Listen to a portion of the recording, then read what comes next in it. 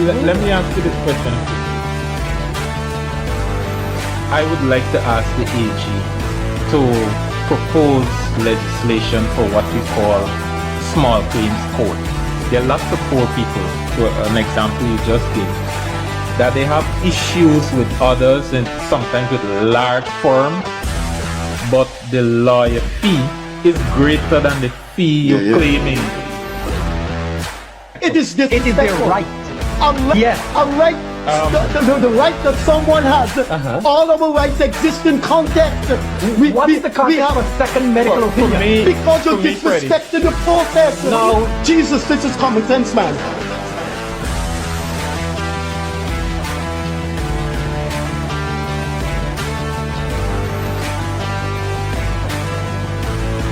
Any situation which you seem to do, you're just dealing with Afro-Guyanese issues. If one, you can't bring and pull the leaders of the African community together, you're failing. And if two, you can't put forward a vision, a blueprint, and a plan for African Guyanese, you're failing as well.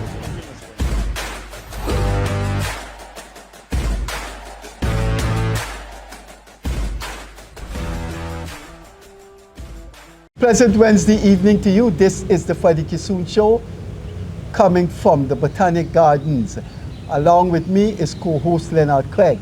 In the news Sunday, in the news Monday, in the news all the time is the president's farm. What about the president's farm? Has this guy done anything wrong? And so you have this evidence that, hey, this guy has committed serious indiscretions. Azruddin Mohammed was committed incredible indiscretions. He's asking for the president to resign. What is there on the table for the president to resign? Let's look at the controversy over the president's farm. I'm going to start with a theory of mine. And that theory is, I'm going to start with a traditional theory that I reject. And that traditional theory came not from the bosom of post-colonial society or the colonies. It came from the Western world. And that is when you have state power, either as a cabinet minister, a prime minister, a president, or a public servant, you should not have other sources of funds and income. And that has been a laid down rule from the Western world to us. Presidents and prime ministers and public servants must have an income from their salary and should not be earning anything from other sources. I reject that. I reject that because I think the level of opportunities for employment, the level of investment to have a future between the global south and the Western world is incredibly different. The economy, the level of population, you as a retired president or prime minister, the opportunities are far greater for you in a country in Western Europe than in the third world. It's for that reason I reject the theory that you must only have one source of income. Why? There is a reason for that. And that reason is if you have a president or a prime minister or a senior public servant, and that person has a business, they can use their position to enhance that business. So, based on that possibility, you're preventing a prime minister or a president and a senior public servant from earning income elsewhere, even though the income may be legitimate.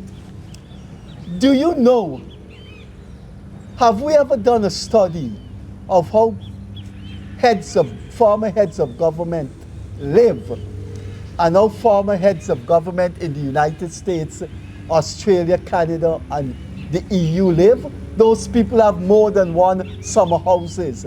When those people retire, they have yachts. That is no secret. how they live? Most U.S. senators, as they earn a salary as a senator, have stock, shares, and bonds. Name me a senator that is living on Senate salary alone. That theory has to be questioned and must be questioned. Now, before I hand over to Leonard Craig, let me tell you about the life of a public servant. I am much older than Craig, and I am a senior citizen in Guyana. I worked at UG for 26 years, 26 consecutive years. When I reached 60, I began to get income from NIS and UG. It's 45. One was 45, one was 43. But let's square it off at 50. Let's square it off at 45 and 45. Because one was 43 and one was 46. Let's say 90. I get $90,000 a month for all the years of my youthful life I worked at UG. And UG has a law, a very, very graphic law.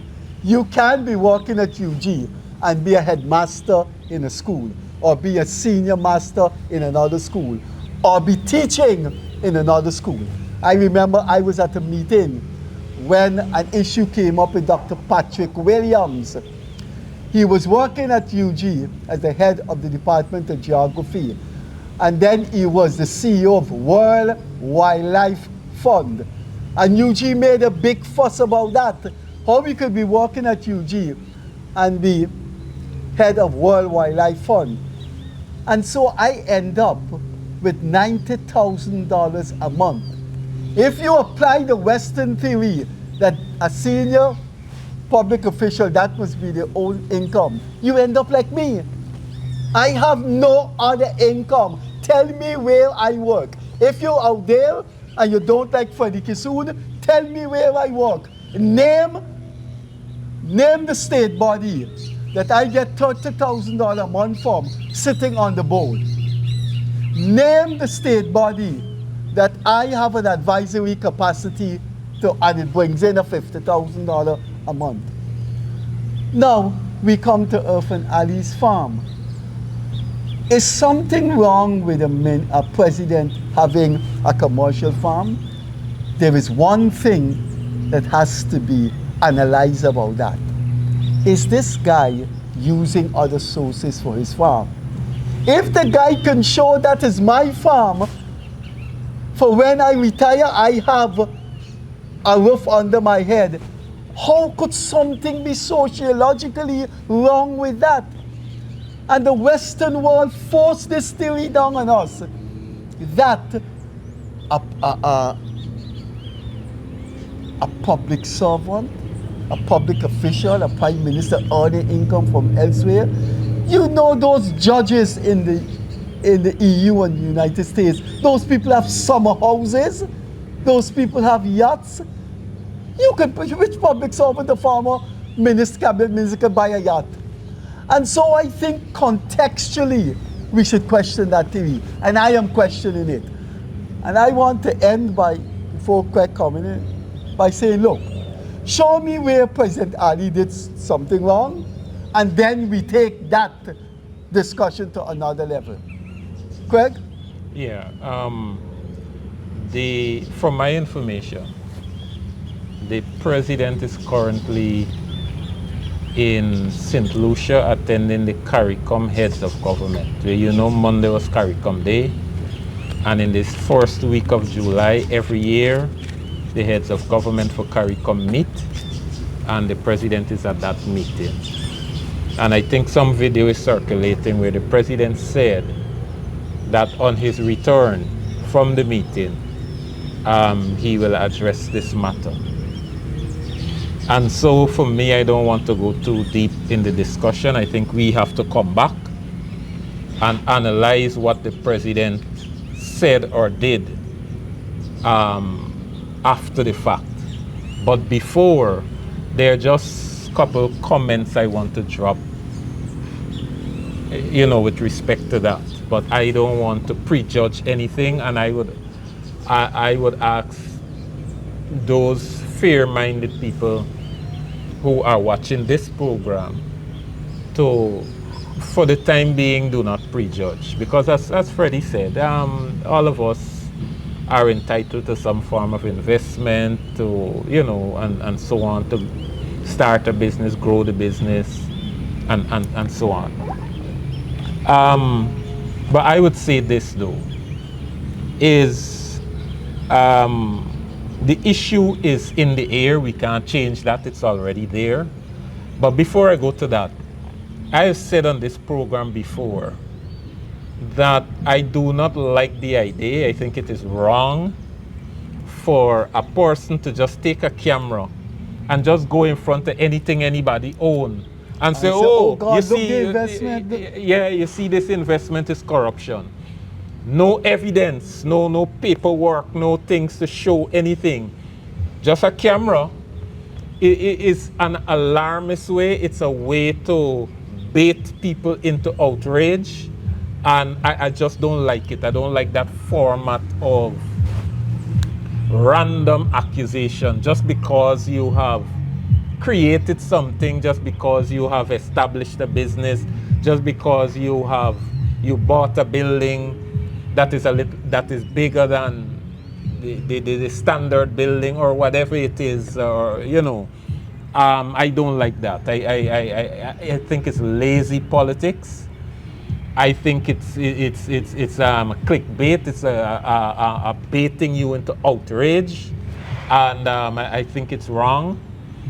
But because the opposition is shallow, I think that is their only tool, and because we live in a society that feeds on outrage, the tool appears to be successful. And I use the term appear. It appears to be successful. It gets some traction every now and then. And so we have the shallow opposition. So they aim for the shallow things. When you're bringing out a scandal for me, Freddie, I think I want to see people come with documents to say, here, look, this is the document that shows 1, 2, 3, and then the document is supposed to have 4, 5, and 6. It doesn't have 4, 5, and 6. This person, for it not to have 4, 5, and 6, it had to be corruption. This person must come and answer why they don't have 4, 5, and 6. Or whatever the thing is. It's none of that. It's just taking a camera, put a drone in the air, and say, this person got a 10, 15, 100 square foot of whatever, or 1, 2 acres or whatever, and it got to be corruption. I just don't like that. However, what is in the public domain is in the public domain. It's all over Facebook, it's all over the news, it's all over, and that can't be taken back. That is out there forever and ever, amen. You can't even scrub the internet of that. It's there, we can't change it. And so the president has said he's going to respond. There are a couple of things. If I have the audacity to advise the president, I would say to the president and the people in his immediate circle around him, his PR people, for example. I'll start with the PR people first. Do not over PR this. Do not try to overdo or go overboard in trying to, quote unquote, rescue the president. It will come over as insensitive. Don't over PR. And if, as I said, if I have the audacity to advise the president, I would say, Mr. President, first of all, treat this thing as a substantial issue, and provide substantial answers to the public. Don't try to gloss over or brush away or anything like that. Just treat it as a substantial issue, deal with it deliberatively, and and thoroughly and move on. You might never be able to satisfy everybody. You might never be able to. The opposition has an insatiable appetite for Gossip. for gossip, for rumor things they mongering. can't prove. They have an insatiable appetite for that. You might never be able to satisfy them. But you have to answer the questions, because citizens also is asking what's up. So substantially address the matter. Another thing that will happen, the opposition and the press that are friendly and favorable to the opposition will try to antagonize, will try to ask questions that could raise your ire. I am saying, don't be baited into that. Calmly address this matter once and for all, deal with it and move on, because you might never be able to satisfy everybody. However, I'm saying deal with it substantially. Don't try gloss over whatever and so on. And do not over PR. Take it easy, provide your information, address the public, and move on from there. Don't be consumed by it. And I think there are three levels of people that will encounter the president will have to address and interface. The president is going to have a set of supporters, and they themselves might be divided into two. A group of people that say, man, no matter what, Mr. President, we are with you, we stand with you. And then there are going to be another group of people who want to show the president that, here, look, I want standing for you, I want to protect you, I want to do something to protect you. So they're going to have that people. The president is not going to lose favor in the eyes of those people. Then they have a middle, they have the other extreme. No matter what the president does, no matter what happens, no matter what they are going to find. So even if the president comes out and provides certain information, ownership to show a major loan that he took, whatever it is, to show that he applied for the land and he waited, you know, to get it approved and all of that, follow the system and whatever. They are going to sit down and wait for him to use a word that is not the best word to be placed in that sentence. And they're going to say, look. So they're going to have the other extreme that is never going to be satisfied with no matter what the president says. And then those are in the middle of the road who's waiting to hear what the president says and want to measure it against certain standard, want to genuinely engage in this matter. And I think those are the people the president should aim for.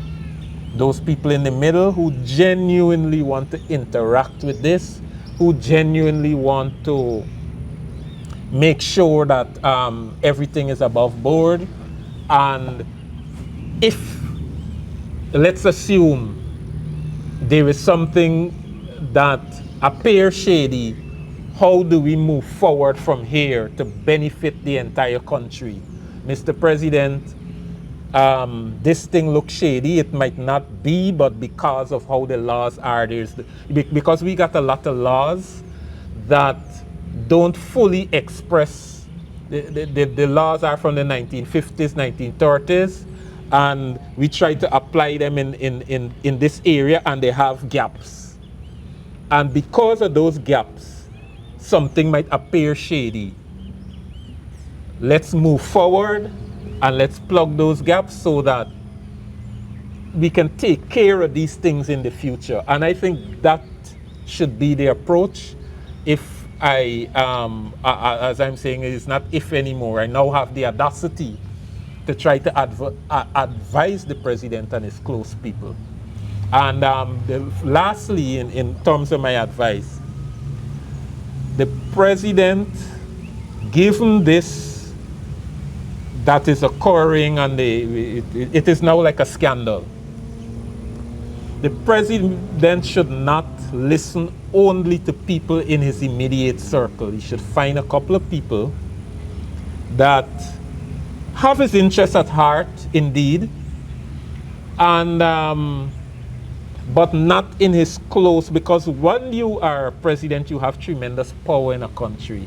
And some of your closest people become yes men, Freddie. And you're going to say something, and they themselves are not even going to see that that road that you're going down is not the best road, and they might not give you the best advice. So I think he should enlist before he goes out to the public and you know, and touch with a couple of people that is not in your immediate circle. People who got an outside view, who got your interest at heart, but they got an outside view looking in. And listen to what they're saying. Just listen. You may pick up something, you may not, but just touch base with a couple of them, right? Especially people, probably somebody like Freddie, who is outside on the road, always in the market, and hearing the raw sentiments of people. The president and his close people might want to do something like that. So that would be my advice to the president and his team. I appreciate what has just been said, and what has just been said is analytical, and therefore one should build on what was just said. If you are close to the president, please show him this video as soon as he comes back, because what I'm about to say, I think, is genuine advice to someone I've known long before he became a minister, before he officially entered politics. We sat together as members of the UG Council. When President Ali became president, we were together sitting on the sofa in his official home. And this is what I said to him, and he was looking at me. He didn't take his eyes off its State House. He didn't look around. I said to him, if I am going to tell you things about your government, tell you things about the president, I have to tell you how I see it. I have to be honest with myself, and I have to be honest in my obligation to you. But I have to be protective of you by telling you what is out there so you can be protective. And I said to him, I cannot tell you things that you want to hear, and I cannot tell you things that don't exist. And I gave him the example, we were talking, I gave him the example of President Forbes Burnham and one of his subordinate, the head of Gaisuku, Harold Davis. And I told him Harold Davis would meet with President Burnham and tell President Burnham, no, I can't do that, because that is not what is out there. I have to respond and advise you about the sugar industry based on what I am seeing. And I told him, Davis used to have these quarrels with Burnham, and Burnham came to appreciate what Davis was saying to him. I told President Ali that. Now, there are two forms of sycophancy. One form of sycophancy is individualistically viable. The other form of sycophancy is an endanger to power. I will now describe those two forms of sycophancy. The first one I refer to as individualistically viable. That is the adjunct to the head of the army. That is the special aide to the commissioner of police. That is the special emissary working in the office of the president. Those persons are going to be sycophantic. And in common parlance, I have grown up decades and decades ago hearing this thing, and it exists decades and decades ago before I was born. You got to lick ass to kick ass. So you have these close people working with people who have power. As I said before, the head of the army, and they would not refuse to buy dog food for the CEO in the market. They would not refuse to go and pick up for a whole week the outside lady, because they are hoping that one day they will get elevated, they will get promoted. That sycophancy exists in human society, and it works. The commissioner is about to retire, the CEO is about to become an ambassador, and they lay the pathway for your promotion, for your elevation. As I said before, it is called licking ass to kick ass. It's part of psychology, it's part of society. That little constable that drives the his boss is going to go out of his way to say, boss, look, somebody give me this nice puppy, because he heard the boss wife say she liked puppies. And the boss can remember those things. The second form of sycophancy is endangerment to those who hold power. These are the people that the prime minister and the president and the cabinet minister have enormous scope over. The president and the prime minister are the prime minister, the head of the country. Those people, latitude are unlimited. So what the underlings do, what the cabinet ministers do, the boss, the prime minister, the president call them, and this is their response. No, boss. I know those people in Xanadu village like you. You are liked all over this place. Don't worry. And what happens that is so dangerous to power is that the boss is patronized. He goes to Xanadu village and he's greeted with pickets. And he's greeted with people cussing him down. He told the boss about things to swell his head. He told the boss about things that does not exist. Remember the emperor and the new clothes? The emperor wanted to hear nice things. Now, as a president or a prime minister, you cannot go down that route. These cabinet ministers, these close associates, they want to flatter you in the hope that you are seen as a real bulwark. And you're going, and seeing how you swell the president's head, there's going to be something forthcoming. But you're doing a disservice to the president or the prime minister. You have to protect your prime minister or president by giving them the facts, the data, the statistics that are there for them to learn. Do you know one of the things that brought down Keith Starmer is that he believed in his right-hand man in the cabinet. And the man appointed a guy named Mendelssohn that was a close associate of a global pedophile, Epstein. And he misled Starmer, and Starmer paid for that. So I'm saying to President Ali, this is extending.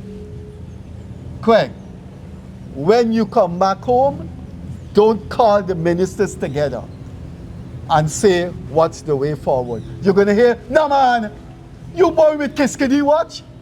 The hell with Kiskadee Watch? Kiskadee Watch did an editorial that is based on Western political theory. A prime minister or president, read it yesterday. A prime minister or president should not go into business, should not receive income. Excuse me, let me take it because this is going to be disturbing. So, be careful about your inner circle. The first thing you're going to hear, man, you worry with these people? There is a problem right now. Whether the president wants to wish it away, it's there in Guyana. It's there and people are going to massage it. The president, therefore, has to know how to walk in this minefield. And I'm suggesting like,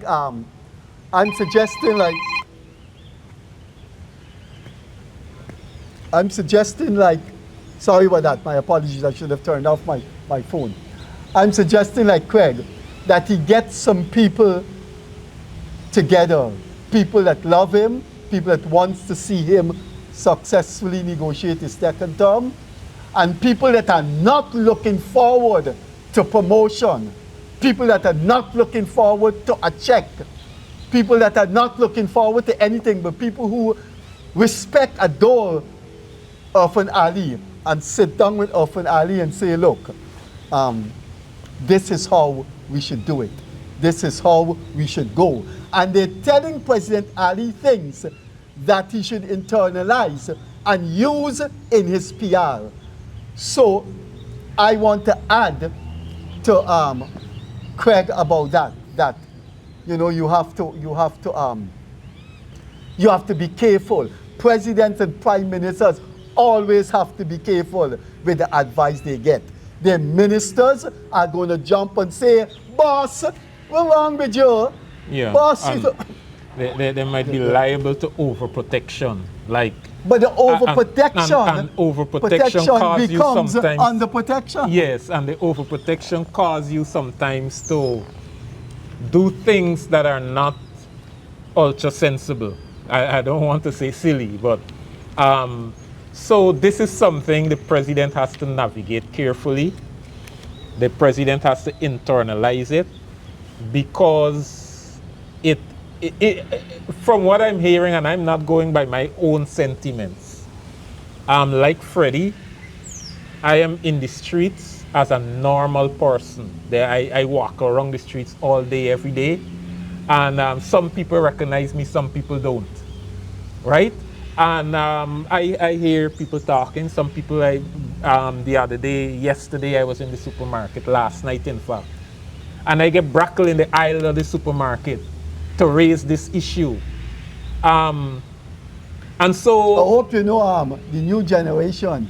I can look at our operator, sorry to cut you, because on this program you use terms without realizing that 70% brackle. I don't think, excuse me, let me speak to you. No, Do you know what is brackle? Young people know what's brackle? Yes, because that yes. is in my days, you know. No, people use it all the time. No, I if you notice, since I'm on this program, think those right? 30-year-old people know what's brackle? Since I'm on this program, I don't strive to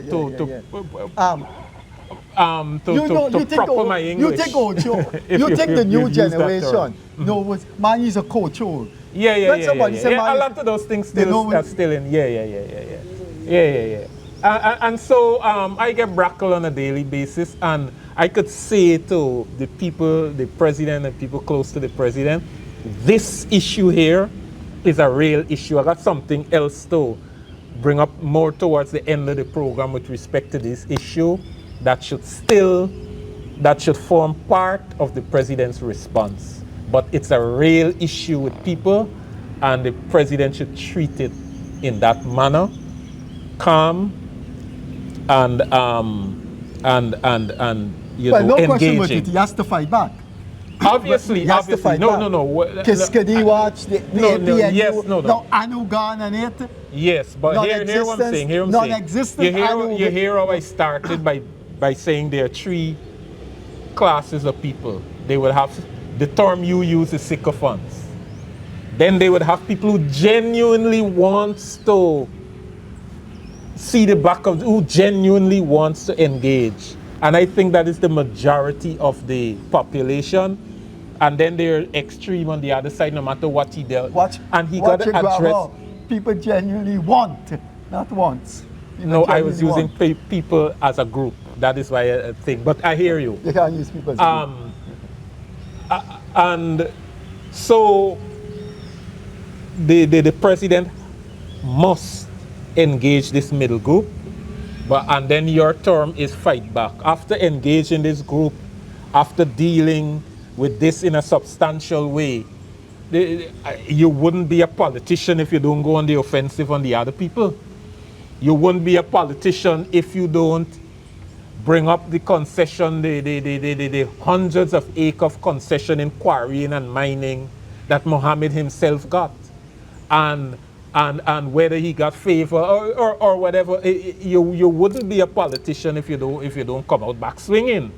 But don't allow your desire to swing to cloud your desire to substantially deal with the matter. Deal with this matter as a self-standing matter, and then you gotta come on the offensive afterwards. Or there is where the people who wish to rescue you gotta go on the offensive, or whatever it is. That's a different strategy for me.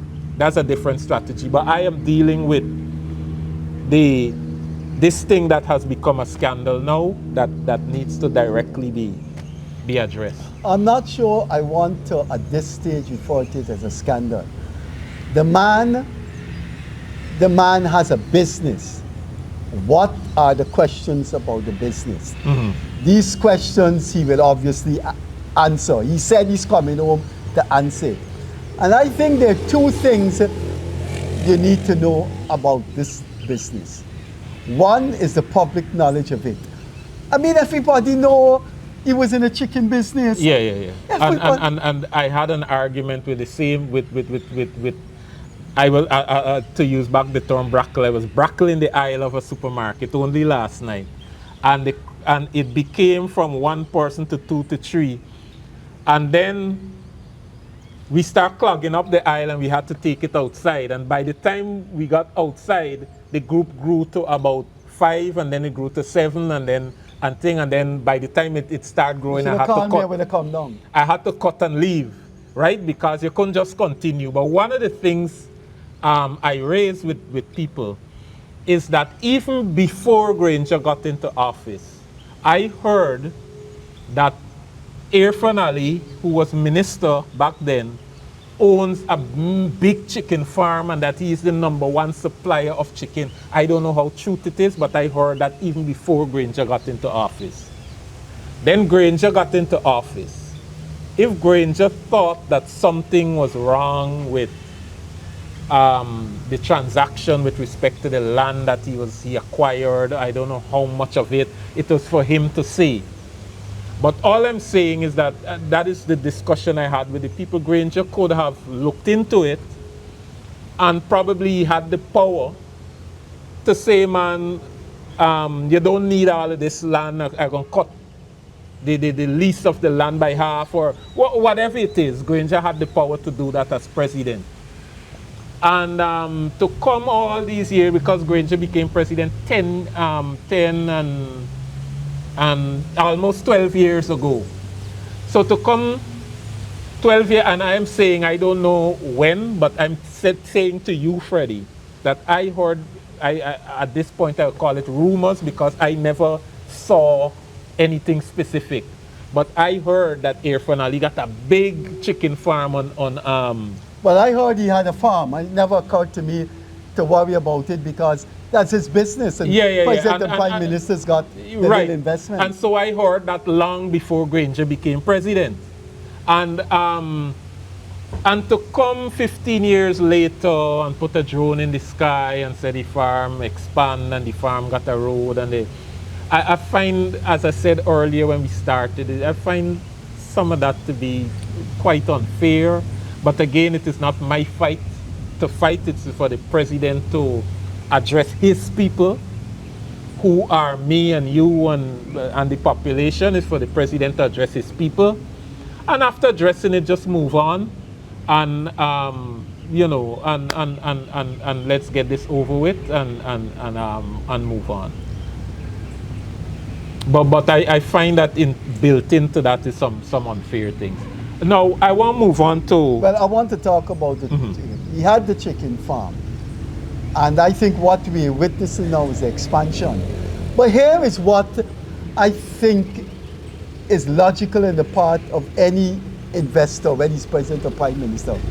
The president, well, let's say, well, he has to be the president. The president has this chicken farm.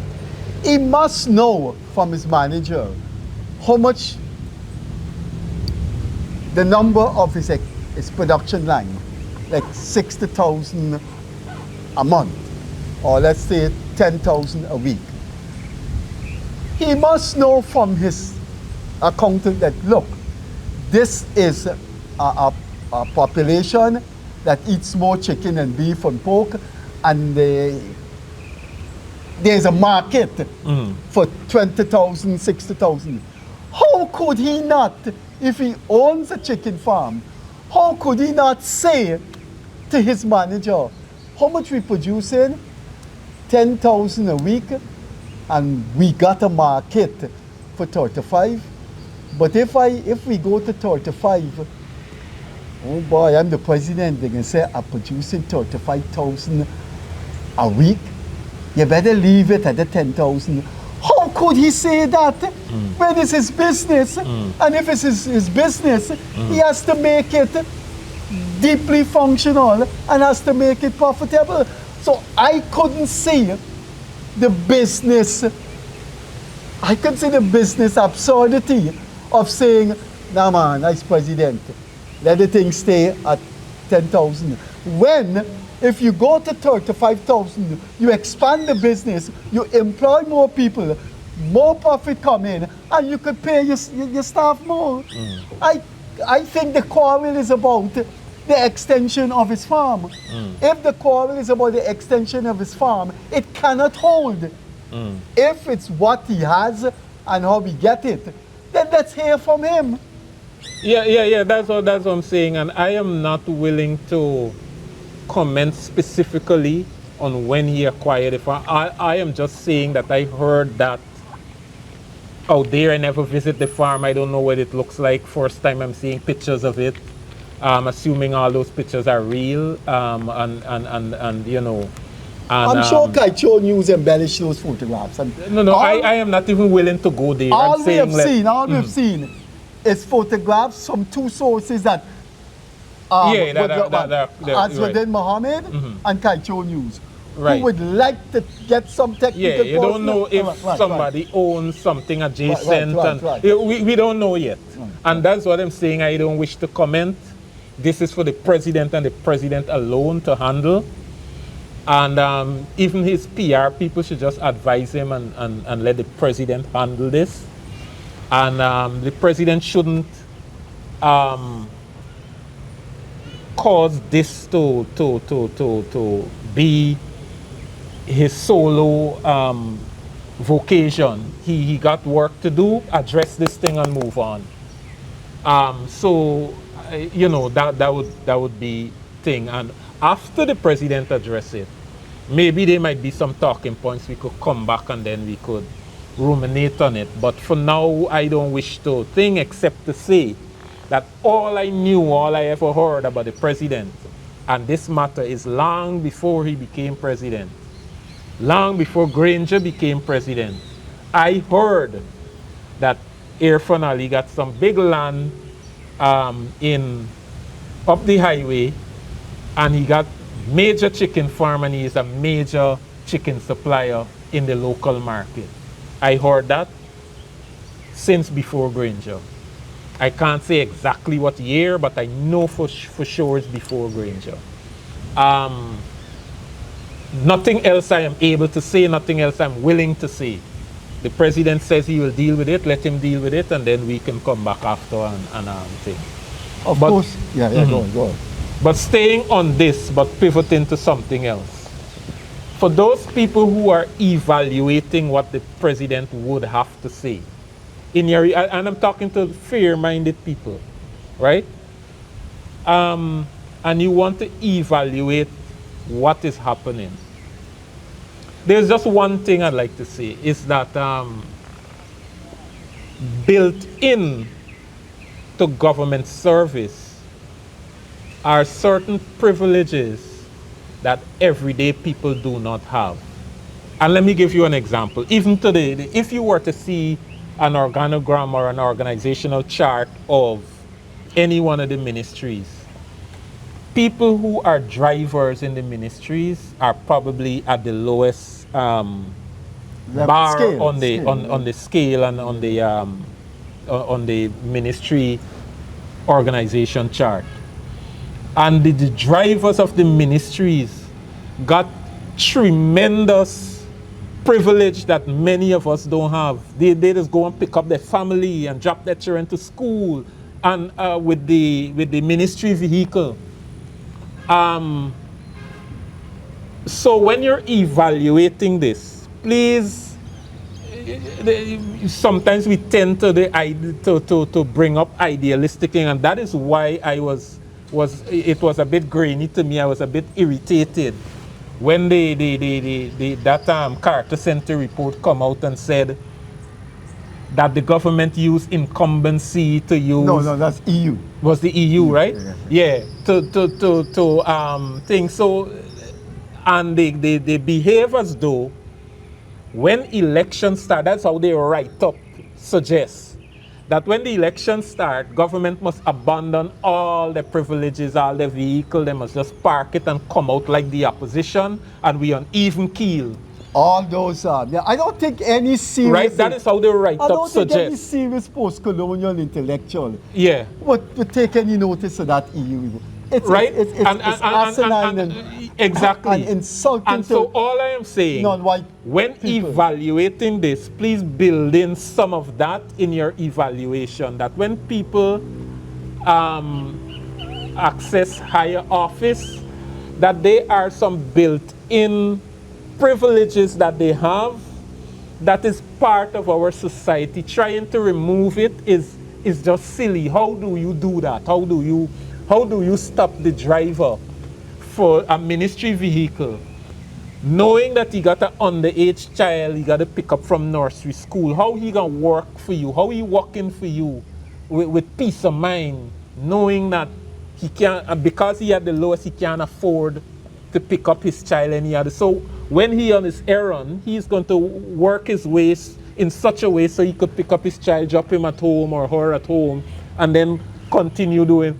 It's a privilege that trying to extract it might be on a fool's errand. So all I'm saying, I am not saying anything else. I don't want to go about saying anything else. But all I'm saying, in your evaluation, just build in some of that into the entire process and understand that people, with higher office got some privileges. I am not saying people should abuse this privilege or whatever, but you have to accept a healthy amount that some of that is part of what people in higher office get.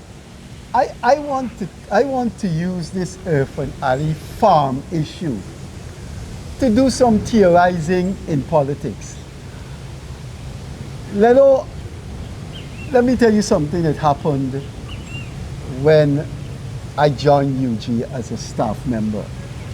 And I hope the public, I hope after what I said, there's some sympathy from the public about people who serve their government as president and prime minister and the amount of things they have to do. I became very close to one of the Caribbean's best legal brains and remains one of the best legal brains the Caribbean ever produced. J.O.F. Haynes. J.O.F. Haynes, we used to call it Geoff Haynes. He was the head of the law section of the Department of Political Science. And we worked closely together. And one day I said to him, because I worked as an advisor to the Grenada government, and I was there when the Grenada government fell through an invasion by the Americans. So one day I said to Geoff, who was the prosecutor for the people who were overthrown by the American government, that is the New Jewel movement people who had executed Maurice Bishop. I said, Geoff, why did you take Rex McKay, that, pro-Burnham, pro-PNC lawyer who would, got credibility issues? He said to me, Freddie, you know why I took Haynes? Why I took Rex McKay? I'm not a fan of Rex McKay. Not my friend. But I know Rex McKay was so rich that he could not have been bribed. What is the relevance of that?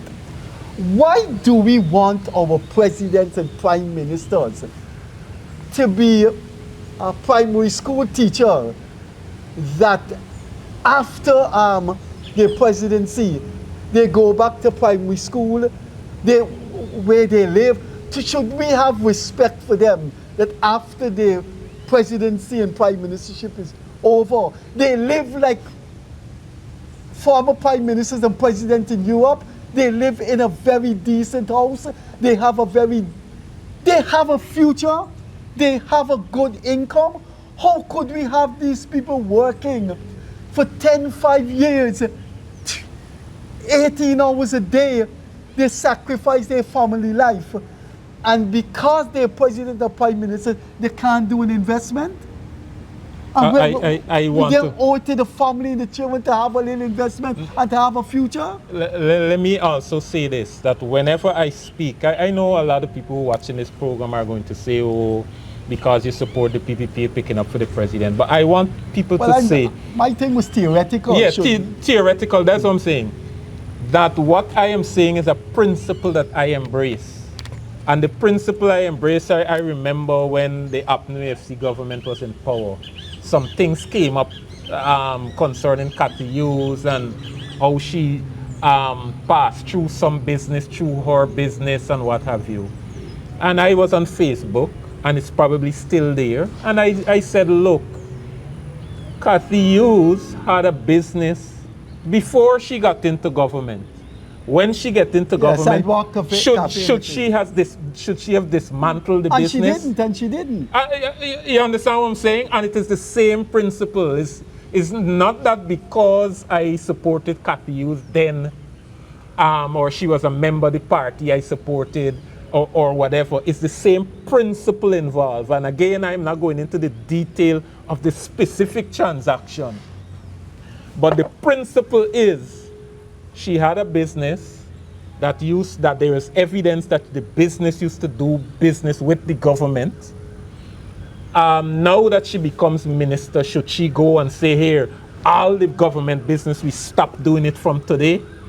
Or we are not seeking government business anymore? And I said that don't sound right to me. And I didn't deal with it specific. And again, I'm not dealing with any specific transaction of the president. But the principle involved is that the president had a business that predates him being president. Should he dismantle the business? Should he put it on hold until he leaves office? And again, I'm saying it's the same principle I'm embracing. I'm the same person. I am not arguing on behalf or not on behalf of somebody. Principle must remain principle. And again, I'm not dealing with any specific transaction. That's for the president to deal with. In Cathy Hughes' case, that was her issue to deal with specific transaction. For me, principle. You're in business, you're dealing with government, you have to continue your life, you have to continue your investment, you have to continue fortifying it, but again, But you have another aspect of this thing. When you become a governor of a state in the US, when you become the prime minister of Jamaica or what have you, and before then you have a business, and your wife and you running this business, or if you have big children, is the wife and the 2 children and you. When you become prime minister, when you become governor, you tell those 3 persons, we gotta close on this business. No, that's the thing. Suppose she said, well, listen, this you me not, business. Not just close down. All right, let me keep it open, but let me don't grow it. Right, this what you. So, and they're prime ministers and presidents in the global scenario that have business, and their wives, they're gone into politics, and the business is still running. The money is still banking in the family name. Right. Well, I mean, you're splitting hairs when you're saying that how you know if an Ali's wife didn't say it to him, but that's our business. How you can tell us we can't increase the chicken production? Right. You run the government of Guyana, and let me run my business. Yeah, we're gonna have to close up just now because the operator signal about 8 minutes, Freddie. But there is something I want to also bring to the fore. And to make the point, I want to bring up something else that is brewing around. In Parliament, an act was filed to restore the 2019, I think, former president's bill. Yeah. Former president's, Pension bill. not pension, facilities bill, I think that is what it is called. And there is some brouhaha going around concerning it. It's too much. Right? And all of that. That issue and this issue with the president invokes a certain sentiment among ordinary people. And the president should not, when he is finished addressing the issue, he should not ignore it. And you talk to people on the street, you look at what genuine people write on Facebook. You are seeing that there is a frustration in the population. A frustration that says, so people are not tuned into, okay, the president got all of this thing legally and he worked hard and built it and expand it and all of that. People are just looking at how one man could get so much and I got my application pending so long. It's something, that particular thing, these two issues expose that wound, not a wound, but it exposed that sentiment among people asking these questions genuinely. And I believe that the president and the cabinet, I'm not saying they're not making an effort, they should address that aspect of life in Guyana substantially. And let me give an example. Remember when the government just won? I came on this program, you asked me what we are looking forward to. And I said on this program that the most important ministry, and people will become irritated when government services do not reach them efficiently. And this thing, though it's an issue that I am confident the president is going to deal with, this thing has raised that up. And it is showing that there is a deficit that the president has to call out his army. He has to call on all the people that work for him to deliver. And I said that Ministry of Local Government has to energize the local government agency right down to the lowest councillor to work for people. And if the PPPC itself has councillors that are not delivering, recall, well, you can't recall them, get them to resign and put new people. I'll put the signal 1 minute. Right? So let me just finish quickly. So that is the number one ministry. The second ministry is housing. A lot of people get house lots and they want to build, they want to own something. But there's no infrastructure. No, there is infrastructure, but the last infrastructure which is light and water is not there. They got streets and they got drains and so on. The government don't hurry up on that. Yes, you gotta. The president gotta come with I think one of the problems with governments around the world is that they are really, really busy. I could tell you. I know, and the wheels grind slowly. I know two ministers. One minister took a whole 2 weeks before he got back to me, and what I wanted him to do concerning the street light was done right away. He just was busy. I think they're busy, but there are things on the ground going on there that they have to be sensitive to. You got to tune into it and handle it. And more importantly, for Guyana, rather than the rest of the world, for Guyana, is that people feel that we have come now. Yes. This our money. And they feel they should, man. Hurry up with right. And they're seeing a lot of expansion of businesses, waterfront property, and they say, and they're not seeing in personal. I think the government has to get some set of people, not the normal party people. And action these things. And the third, the last one, Freddie, the third ministry is the ministry that controls the Guyana police force. When you see a policeman in uniform, as soon as you see a policeman in uniform, you must feel that this person is coming to help me. And sometimes in society, we don't feel that way. Okay. So those three. Thanks for being with us. We will do another program. This program is on the president's farm. Based on what the president said when he comes back on Friday or before, we will do a follow-up on it. I'd like to close by saying, don't prejudge what is going on. Let's wait and hear what the president said. And I would like to close on a theoretical note.